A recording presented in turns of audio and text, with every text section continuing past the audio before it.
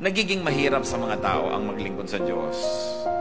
Dahil kung minsan, ang napapahalagahan nila yung kayamanan dito sa lupa. And according to some observation, young adults especially find it difficult to serve God these times because they are busy trying to make money. Kinakapos ngayon ang lahat ng uri ng mga relihiyon at mga simbahan, ng mga trainees. Kahit ang Catholic Church, kinakapos ng mga trainees na magsiseminaryo ng mga kabataan. Even evangelical Christians, kinakapos ng mga candidates for pastoral training. Ayaw na mag-training, ayaw na gumawa ng mga bagay na may kinalaman sa gawain ng Panginoon dahil gusto nilang gumawa ng maraming pera. Para lagi silang nakaupo doon sa mga coffee shop na sisikmurain ka naman sa asim ng mga kape. Kailangan mo ng sobrang pagpapanggap para sabihin mong nasisihan ka sa mga kapeng ito na galing sa Amerika. No?